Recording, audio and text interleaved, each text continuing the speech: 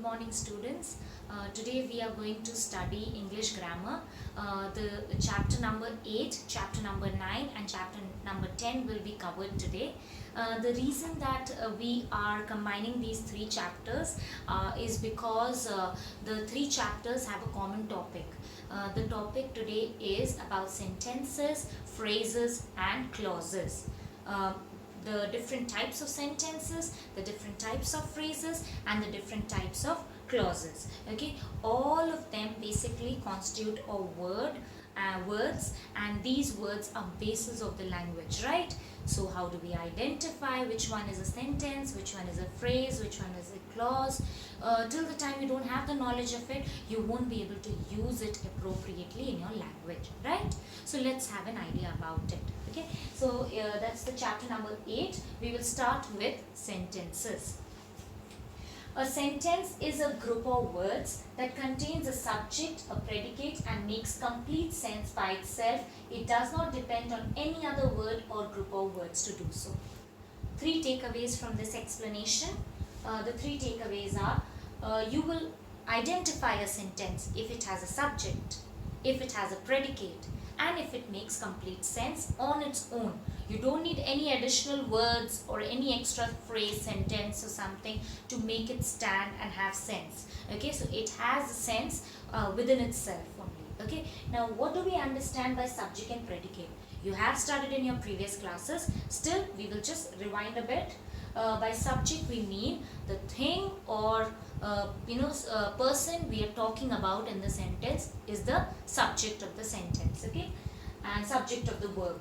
A predicate is that part of the sentence where the verb is, okay, that part of the sentence, and the verb is basically controlling the subject of the sentence. Okay, so this is the relationship. You should have a subject, a predicate, and it should make complete sense.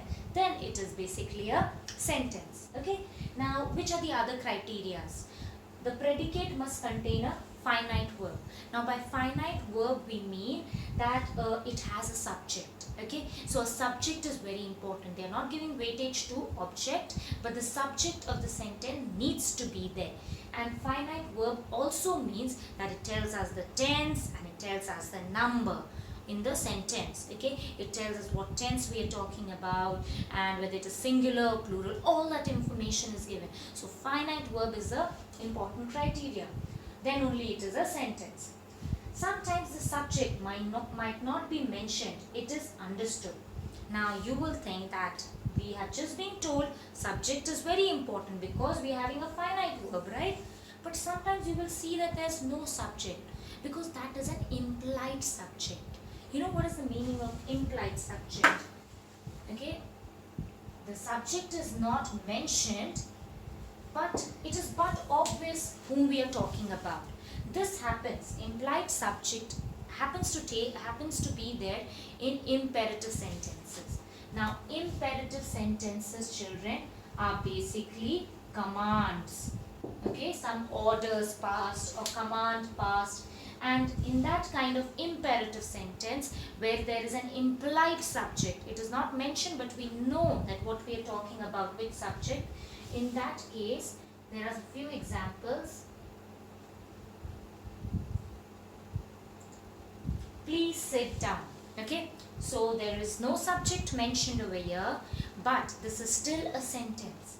Why is it a sentence? Because the subject is there, implied form. Okay, please sit down. You're already talking to a concerned person, so you know the person you're conveying this command to is the subject, right? So you don't need to mention. If I'm telling you please sit down, then you are the subject. I don't need to mention, right? So it is already implied that the person whom I'm passing the command is the subject. Okay, so this is a sentence. So this kind of criteria needs to be kept in consideration. The predicate may consist of only a verb. At times you will see that there is only a verb. The dog is barking. You will not be having an object to it. Okay, so the subject is the dog, the predicate is barking. We might not find an object, but then this will be taken into consideration for being a sentence. Okay, now we'll consider a few examples to just keep firm our idea about sentences. The man was carrying a bag full of money. The wedding will be held at sunset. The boys were running to the playing field. Each of the above group of words contain a subject and a predicate. Okay, let's have a look. The man. The man is basically the subject over here. Was carrying is the verb. Okay, so the latter part of the sentence having the verb becomes the predicate. Was carrying with the verb a bag full of money becomes the predicate. So this is the complete predicate. Okay, then the wedding. The wedding becomes the subject. Will be held at sunset becomes the predicate. The boys become the subject. Were running to the playing field becomes the predicate. Okay, also each makes complete sense by itself, so all three are sentences. So they don't give us any half idea about anything or any incomplete information. It's complete in its own. Okay, so these are sentences. I hope this point is clear to you all students. The next topic, phrases. Okay, now what are phrases? Now we are very clear about sentences. Now look at these sentences again. They contain smaller groups or clusters of words, none of which contain a subject and a predicate. So from this part we understand group of words again, a smaller unit of words, a little lesser amount of words, and they do not have a subject, they do not have a predicate. Okay, so full of money. So these are just random words, right? The subject is basically not there, the predicate is not there, so these are just group of words without subject and predicate. At sunset, the playing field. Do not make complete sense by itself. What do you mean by these group of words? They are not making any sense. They are not conveying any message. We are not understanding the complete picture out of these words. What are they talking about, right? So they are not making complete sense. Each depends on other group of words to do so. Such a group of words is known as phrases. If you add some group of words to it, it might make a sentence, and then it might make some sense. So they're dependent on some other group of words to stand firm and make a sentence and then make sense. Right now they are group of words which do not have a subject and predicate and do not make any sense. Okay, so these are phrases. A phrase is a group of words which does not contain a subject and a verb and does not make complete sense by itself. So as I told you, it does not contain a subject, it does not contain a predicate. By predicate I mean a finite verb, right? The other part of the sentence with the finite verb. So it does not contain a verb, it does not make complete sense. Now the next is the clauses. So children, right now we are just having general idea about the three. Then we are in detail knowing the three. Okay, the clause. So the man was carrying a bag. We are going to consider the examples over here few. The man was carrying a bag. The bag was full of money. Okay, there are two sentences over here. There is a subject, man, over here, and a predicate, was carrying a bag. Okay, in this next sentence, there is a subject, bag, over here, and a predicate, was full of money. Sounds good, right? Oh, both of them make complete sense. Both of them are appearing to be sentences. They have a subject, they have a predicate, they are making complete sense. Then what are clauses? Each makes complete sense by itself. So each is a sentence. Join these two sentences together with a conjunction. Now if we put them together, the man was carrying a bag, and is the conjunction over here. Conjunctions are used, children, to join two sentences. Okay, and the bag was full of money. Now when we join these two together, these two become clauses of the sentence. Okay, this becomes a bigger sentence. Since the two sentences have become parts of a larger sentence, we do not call them sentences any longer. You can't say there are two sentences, it's just one big sentence. And we call the parts as clauses. The parts divided by the conjunction are called clauses. A clause is a group of words which contains a subject and a predicate and is a part of a sentence. So now you've understood the difference between clauses and sentences. Group of words contains a subject and a predicate. but is a part of the sentence. Okay, so it constitutes within the sentence. Okay, so this is a sentence may contain only one clause or more than one clause. Okay, now we know the clauses. Now let's see what kind of role the clauses are playing in the sentences. A sentence may contain only one clause or more than clause. Birds were flying in the sky. The fishing boats will return when the sun sets. As soon as the vacation starts, we shall go on an excursion. Okay, let's consider the first example. Birds are the subject over here, were flying in the sky. What do you feel? That's the predicate. This is the subject.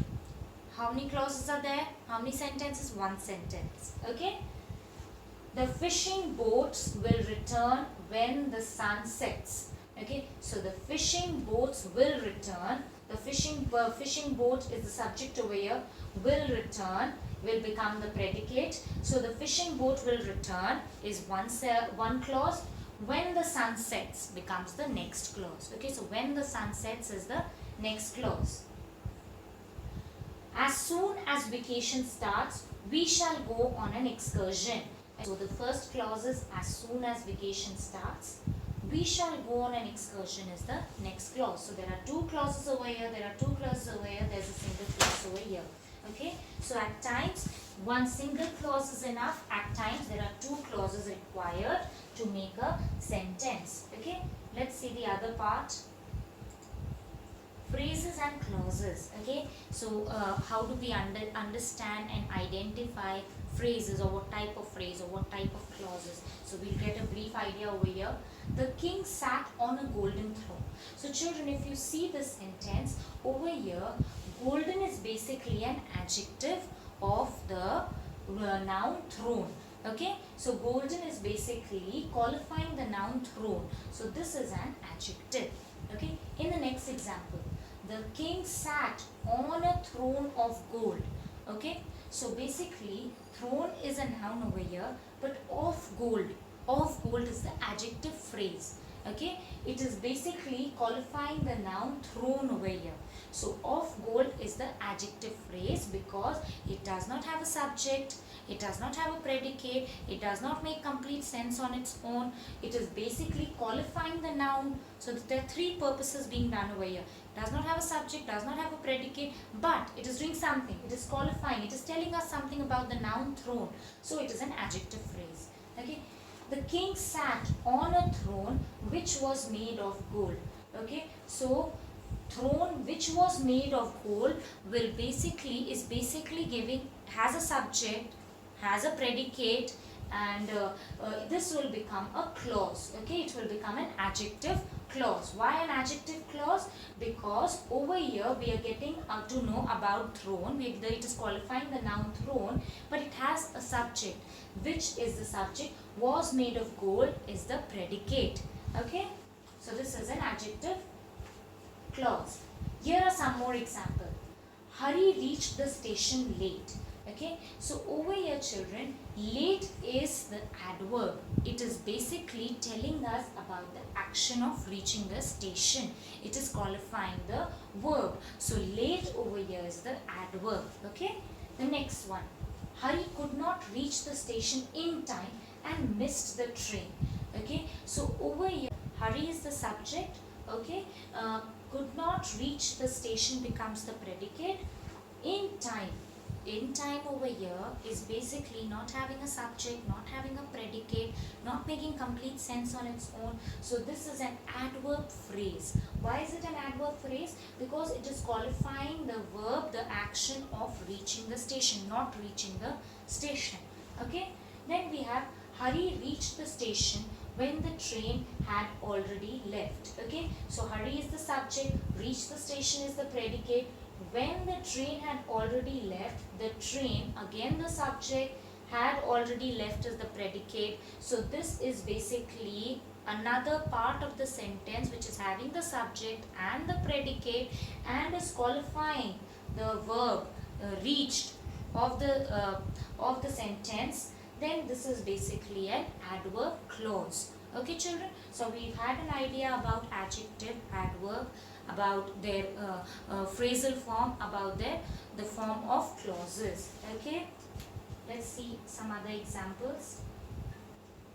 The smiling face of the girl filled me with happiness. So it is very clear over here. The smiling face, okay, the face is the noun over here. Smiling is basically qualifying the noun. It is the adjective in the sentence. The girl with a smile on her face is my sister. So the girl, which girl are we talking about? With a smile on her face. So with a smile on her face does not have a subject, does not have a predicate, it is not making complete sense on its own. With a smile on her face does not make complete sense, but it is qualifying the girl. So this is an adjective phrase. The girl who is smiling is my sister. Now who is smiling over here? The girl is the subject, is my sister is the predicate. This part of the sentence, which is who is smiling, who is the subject, is smiling is the predicate. So this is a smaller clause within the sentence. So this is an adjective clause. Why? Because it is telling us about the girl. It is qualifying the noun, the girl, the subject. When the girl smiles, she looks beautiful. Okay, so in the sentence, the girl smiles is one part of the sentence. She looks beautiful is other part of the sentence. So both are clauses over here. They are adjective clauses. Okay, so that's the first chapter, chapter number 8. Okay children, so now there is a simple exercise of this chapter. I want you all to do that exercise in the textbook itself. Okay, I will be sharing one more video now, and we will be discussing about the types of phrases, the types of clauses, and the types of sentences. Please go through it carefully. You have to do the exercise of chapter number 8 in the textbook itself. Thank you class.